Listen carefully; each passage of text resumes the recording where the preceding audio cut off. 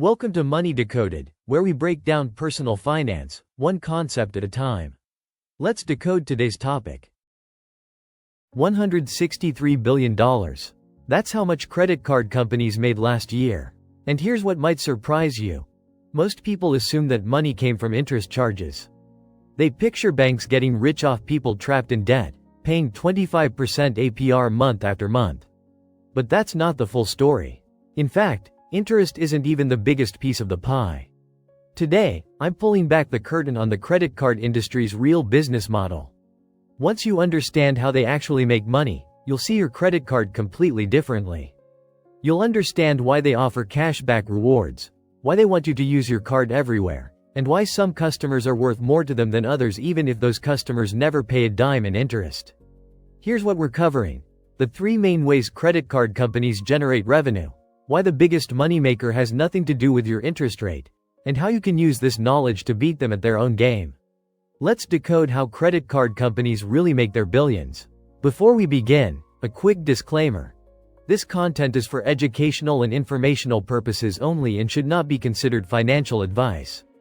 Please consult with a qualified financial advisor before making any financial decisions. Let's start with what everyone thinks is the main revenue source: interest charges. Yes, credit card companies do make significant money from interest. When you carry a balance from month to month, you're charged interest at your card's annual percentage rate. The average credit card APR right now hovers around 24%, which is extraordinarily high compared to other forms of borrowing.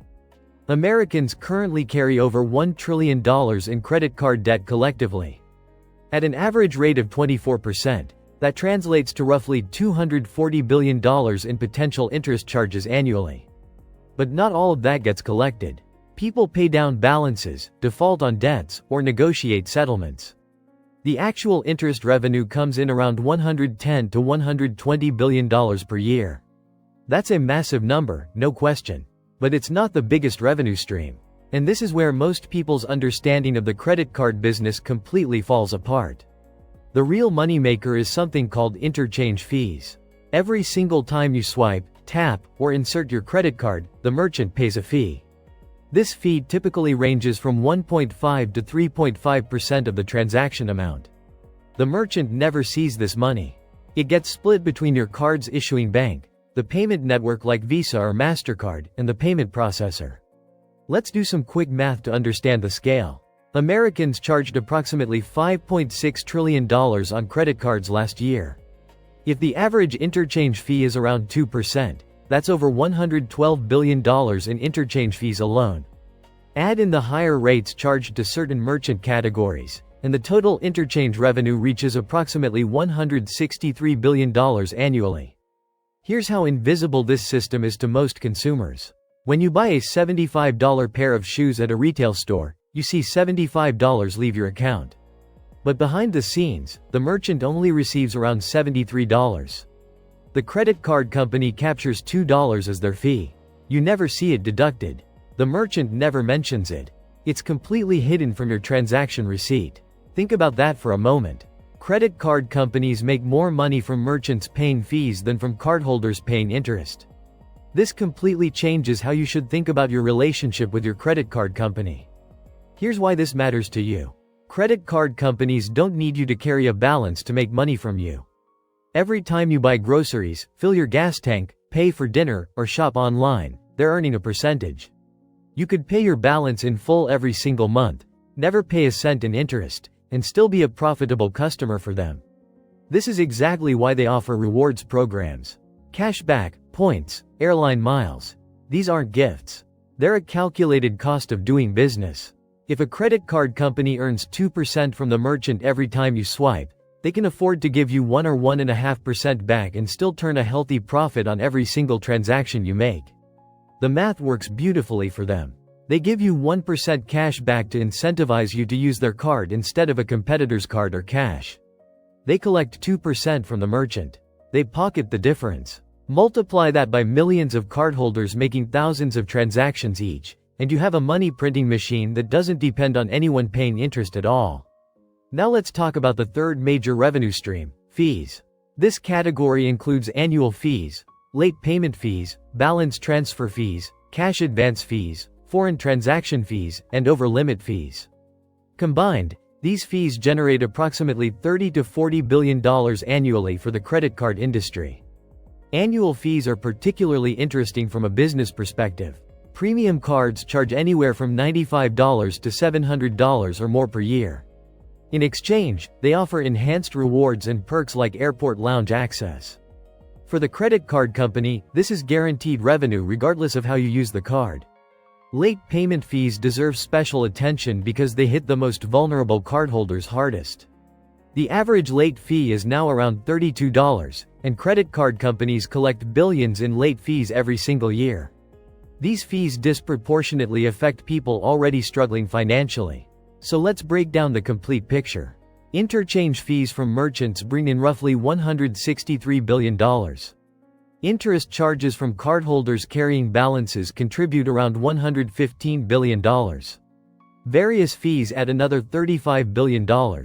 That's over $300 billion in annual revenue from the credit card industry in the United States alone. Now that you understand how they make money, let's talk about how to use this knowledge to your advantage. The goal is simple.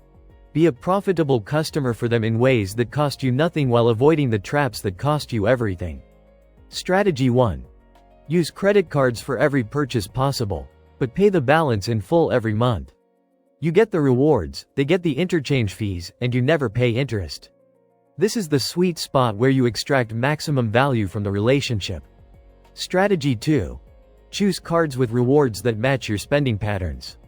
If you spend heavily on groceries, get a card that offers elevated rewards on groceries.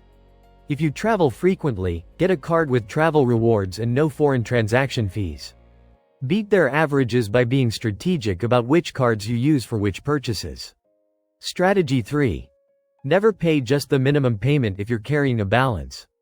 The minimum payment is designed to maximize interest revenue for the credit card company.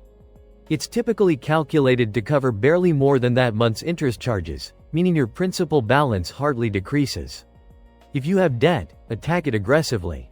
Strategy 4. Avoid cash advances at all costs. Cash advances typically carry higher interest rates than regular purchases, often around 29% or more. Even worse, there's usually no grace period. Interest starts accruing immediately. Plus you'll pay a cash advance fee of 3 to 5% upfront. It's one of the worst deals in consumer finance. Strategy 5. Set up autopay to avoid late fees entirely. Late fees are pure profit for credit card companies and pure loss for you. They provide zero value in exchange for that $32.